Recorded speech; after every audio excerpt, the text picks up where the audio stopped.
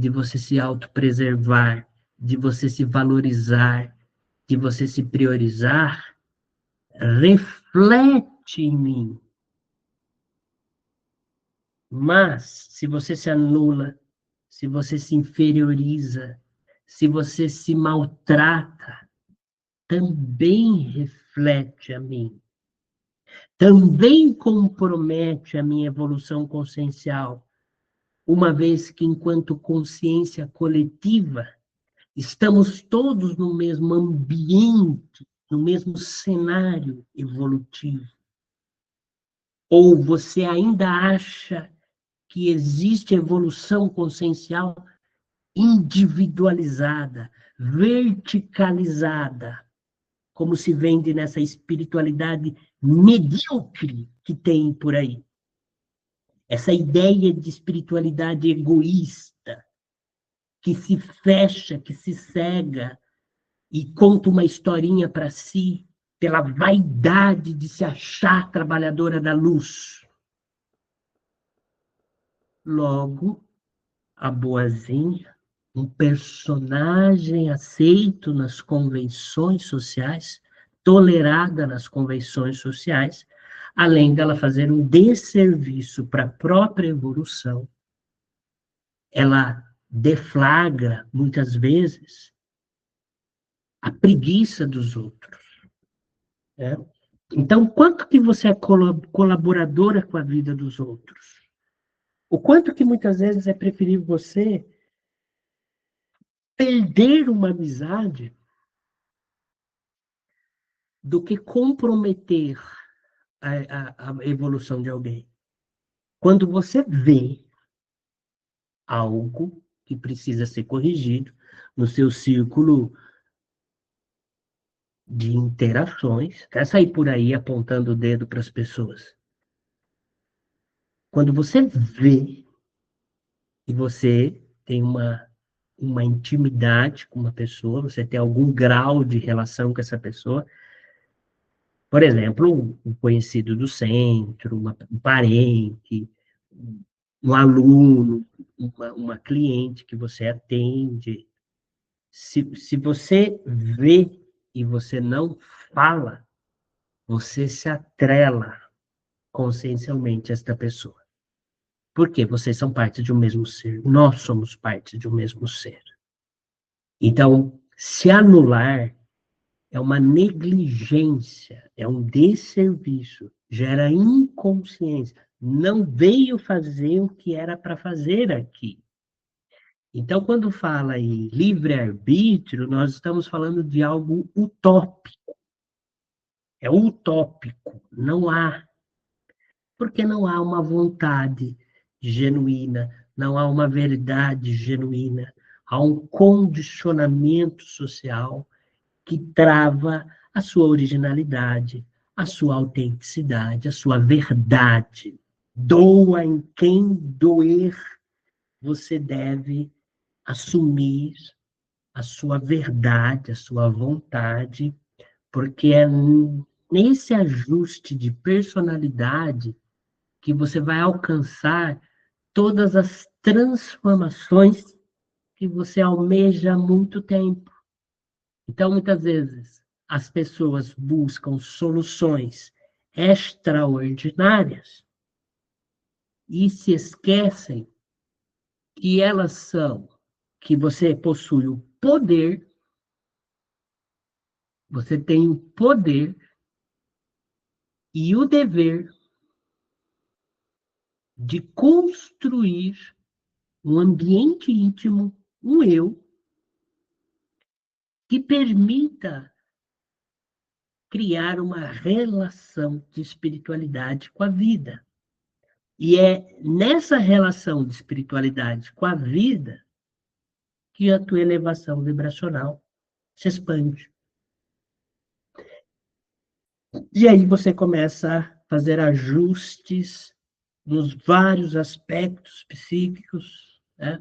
E aí você vai alterando o seu padrão de vibração, você passa a pertencer, né? A pessoa quer pertencer isolada de todo mundo. você passa a pertencer, você traz a atividade que se espera dos pontos de forças. Chakra básico é feito para ancorar na terra, o sacro é feito para você entrar em contato com as suas emoções, para você ter relacionamentos afetivos, para você ter uma relação de nutrição com a vida, para ter relacionamentos, relacionamentos enquanto qualidade, né? Então, você se relacionar, não fica, ter prazer, que é diferente de culpa, né? Ter leveza, nutrição.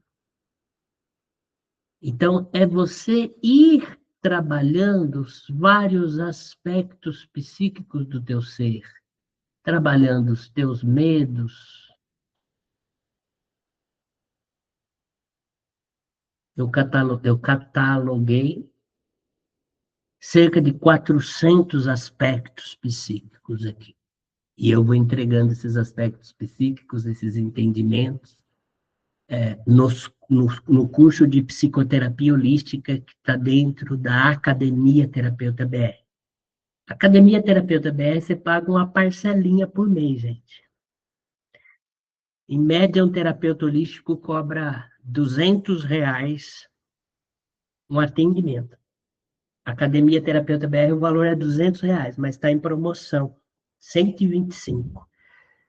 Pagando R$ 125 por mês, tem acesso a 100 cursos, 3 aulas ao vivo por semana comigo. Se você achar que isso não vai agregar valor na sua vida, e você transformar isso em 10, 20 vezes mais, melhor ir dar passe. Vai dar passe, que é melhor. Você vai aprender, nem que seja na marra, você vai aprender. Nem que for para a gente repetir 1 milhão de vezes, você vai aprender, tá? E aqui é a aula de introdução, tá, gente? Não, pelo amor de Deus, a grandeza da alma é uma coisa enorme, é uma coisa...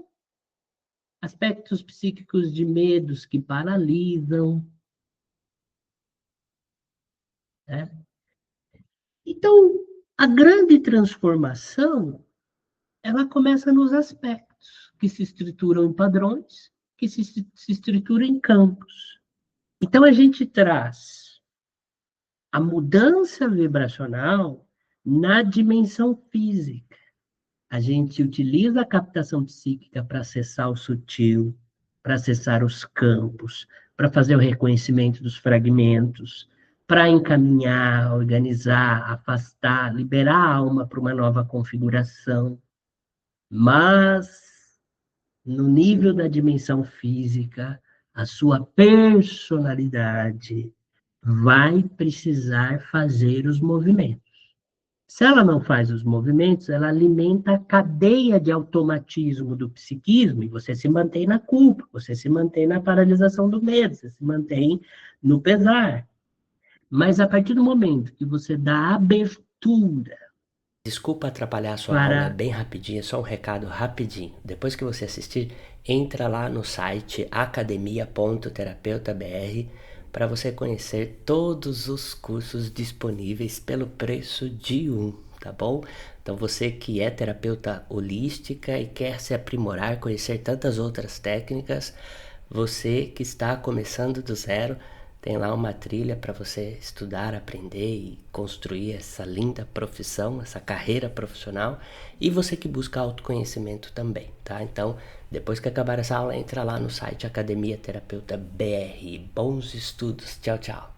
transcender os estímulos que a vida traz, porque a pessoa ela vai atrás da lei da atração para controlar o que a vida entrega para ela, para ficar recolhida na bolha, mediocremente no próprio mundinho.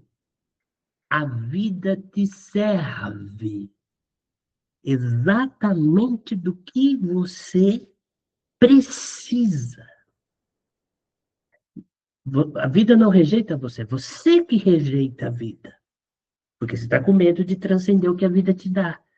A vida te presenteia com problemas. Problemas são dádivas. Você não está numa posição aleatória. Você atrai e recebe o que você precisa. Se você foge ou interdita ou terceiriza as suas responsabilidades, você não cresce. E muitas vezes você está com 50, 60 anos, com comportamentos infantis, emocionalmente infantil.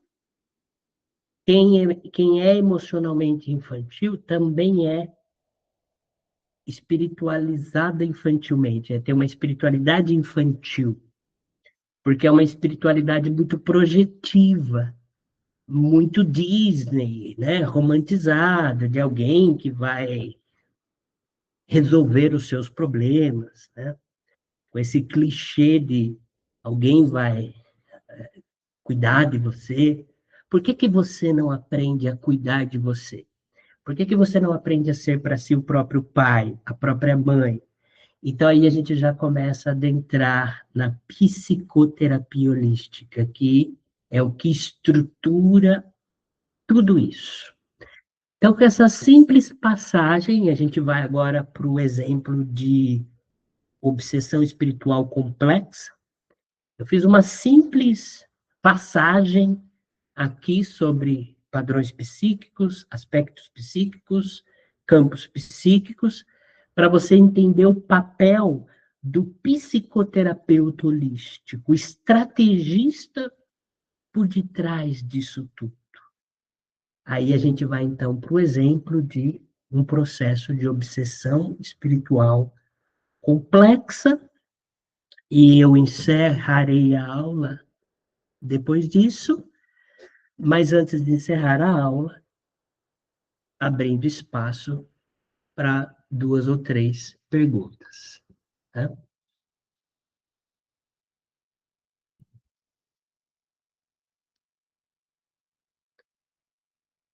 Obsessão espiritual complexa.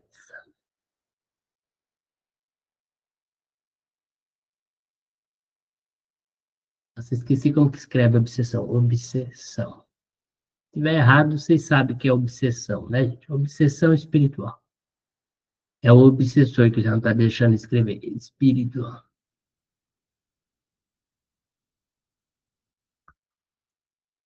Existem tipos de obsessões espirituais. Uma é clássica, que é entre encarnados.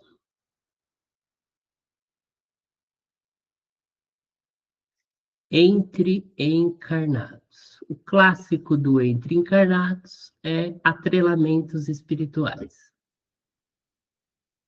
Atrelamentos espirituais é o clássico. Uma pessoa prende a outra. Atrelamento significa aprisionamento. Então, entre encarnados. O homem não quer que a mulher prospere, porque se ela prosperar, ela é independente, e se ela for independente, na cabeça dele, ela vai embora. Uma coisa que eu aprendi no direito, e eu trago para os meus estudos aqui, e tem uma outra coisa que eu aprendi como eletricista e eu também trago aqui, são dois aprendizados que cabem, que é o seguinte, no direito, a gente vai estudar psicologia jurídica, por exemplo, a gente sabe que, e na própria psicologia e na psiquiatria, em questões de homicídio, em mais de 80% dos casos, a vítima conhece o assassino. Quando uma pessoa está recebendo ataque espiritual, em 99% dos casos, quem está dando condição energética para se estabelecer um processo de obsessão espiritual complexa é alguém muito próximo. Muito próximo. Não é aleatório. Não é alguém está lá no Instagram, aí vê você e resolve demandar contra você. Não é isso. É alguém muito próximo, o suficiente para te chamar pelo nome. Então, toda vez que uma pessoa estiver passando por um processo de obsessão espiritual complexo, o assassino, entre aspas, a pessoa encarnada que está dando condições para isso, ela é uma pessoa próxima. Amiga, tem casos de amigas, uma mulher que eu fui atender, uma mulher, uma moça já, e ela não conseguia, os relacionamentos dela não iam para frente, os namoros dela não passavam da primeira fase. Não chegava nem a virar namoro. O cara chegava, ficava com ela, depois sumia, tinha um padrão ali, o cara sumia. E aí, essa pessoa especificamente, pelo amor de Deus, gente, lembra que eu disse, um terapeuta holístico que se preze, quando ele vai atender uma pessoa, ele tem que ser holístico. Ser holístico significa que ele vai atender essa pessoa de uma forma única. Ele tem que olhar para a pessoa como uma tela em branco. Ele tem que chegar na consulta com o sentimento de que ele nada sabe, para ele conseguir observar e perceber os padrões que aquela pessoa está trazendo no campo. Se você quer ser holítico, você vai para atendimentos com uma predisposição perceptiva, você ofusca a qualidade da sua percepção extrasensorial. Então, cuide do outro. Quando o outro chegar no seu consultório, imagina que você não sabe nada. E a partir da história que a pessoa traz, você consegue juntar os elementos e compreender o campo que tem estabelecido ali no problema que a pessoa traz. Dito isso, eu dou os exemplos aqui para que você entenda a dinâmica que ocorre em uma situação de processo de obsessão espiritual. A amiga, ela boicotava os relacionamentos.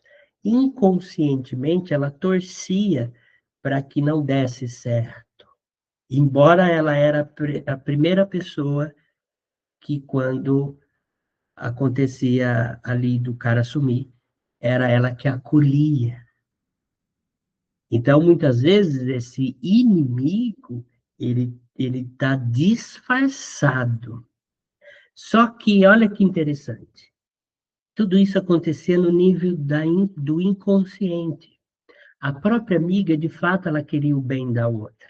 Ela queria que a outra namorasse, evoluísse, casasse. Mas, acho que esse exemplo da amiga é válido até mostrar, porque é um negócio muito comum, tá? Então, o primeiro exemplo de obsessão entre encarnados aqui, as amigas. Tá? Esse é o primeiro exemplo. Então, as amigas, todo amigo é um inimigo em potencial, todo inimigo é um amigo em potencial. Isso falando de um ponto de vista energético, né? As amigas, então vamos dar o exemplo das amigas, são duas amigas. Agora, eu tiro o chapéuzinho do cara, virou duas amigas aqui. São as duas amigas. Essa daqui era minha cliente. Então, ela tinha um problema de, de firmar relacionamento.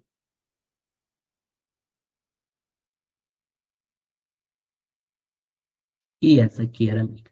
Essa amiga aqui carregava a dor da rejeição dentro dela. Ela carregava a dor da rejeição. Ela também carregava a dor do abandono.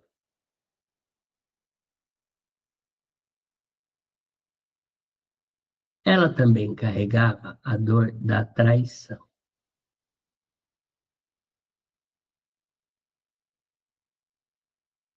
Ela também carregava a dor da humilhação.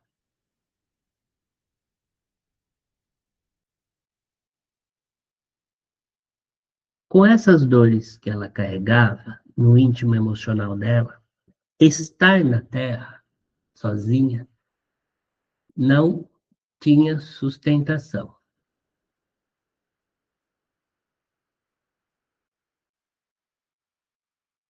Então ela era dependente emocional.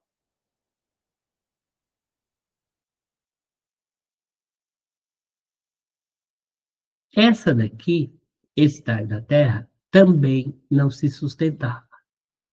E essa daqui, ela tinha um problema a minha cliente, de autoafirmação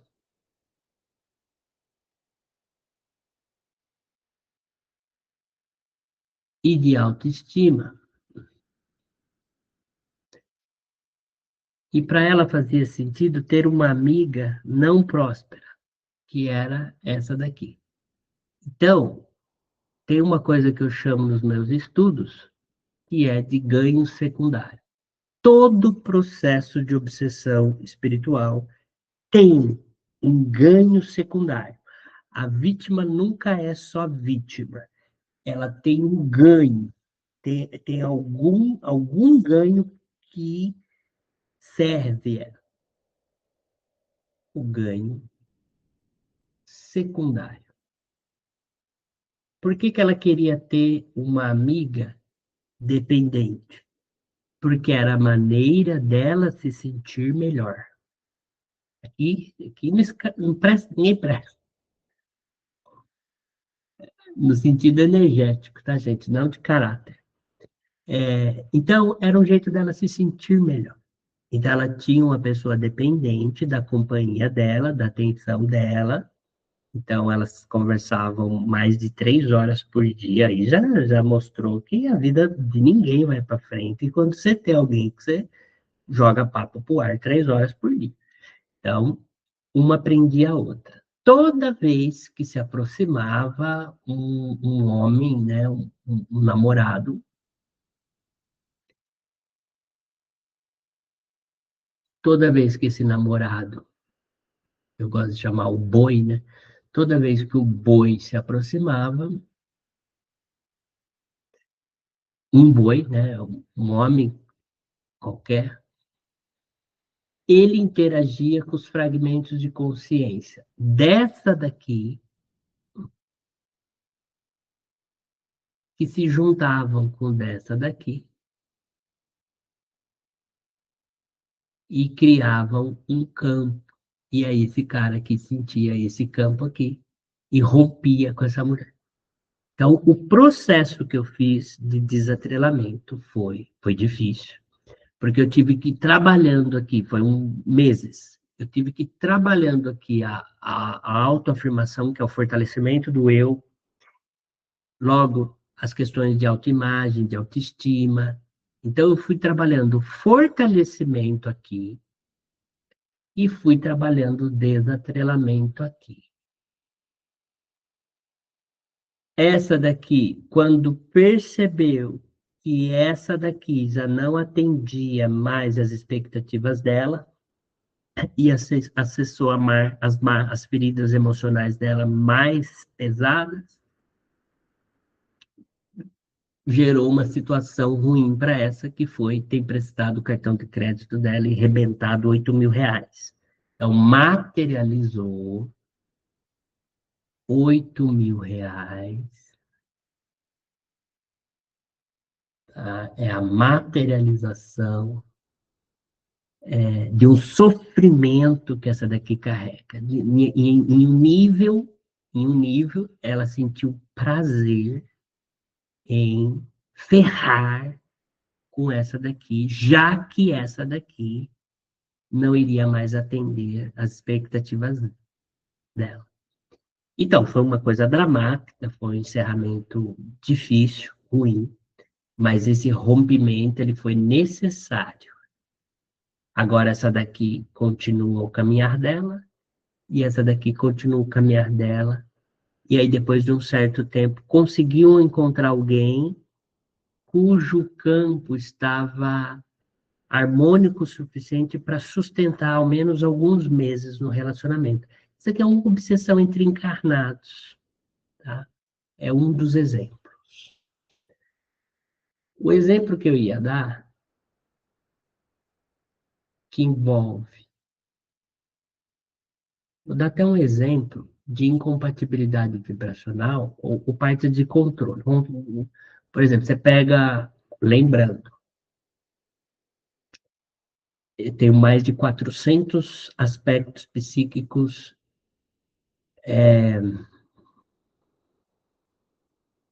percebidos em consultório, né?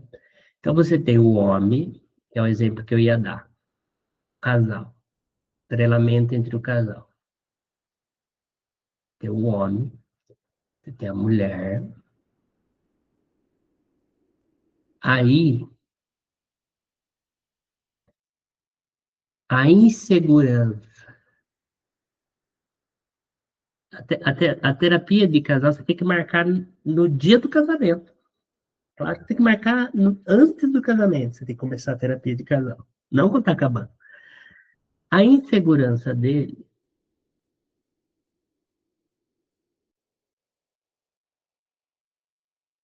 fazia com que ele desse tudo, em termos de dinheiro, para ela. Ela interpretava isso como amor. Principalmente porque no histórico dela tinha abandono paterno. Então, junto à fome com a vontade de comer. Ela arrumou alguém para patrocinar ela, ela amava ele porque ele patrocinava ela. Ela, ele, por sua vez, estabeleceu isso em 10 anos. Quando você vive 10 anos sendo patrocinado por alguém, você distancia-se do seu poder. Lembra, facilidade fragiliza. Perdeu o poder, se tornou dependente, atrelada a ele. E aí, então, um prendeu o outro. Ele se sentia bem ao vê-la assim. Aí ela buscou ajuda para... Ela se tornou, isso é real, consteladora sistêmica, N cursos, até no exterior, agenda vazia. E eu expliquei para ela que ela tinha um problema de princípio feminino, que não adiantava ela ter certificado, certificado, certificado, certificado, certificado. Não adiantava ter certificado, certificado, certificado, certificado, certificado. Que ela tinha que trabalhar a força vibracional dela. E que a maneira dela fazer isso seria ela restabelecer o poder dela,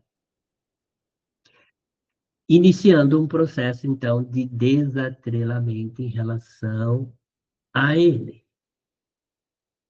Logo, ela não aceitou, porque as partes dela acomodadas na zona de conforto, inseguras, distantes de si, dependentes, se viraram contra mim, evidentemente, que se juntava com as partes dele, tudo isso aqui é campo.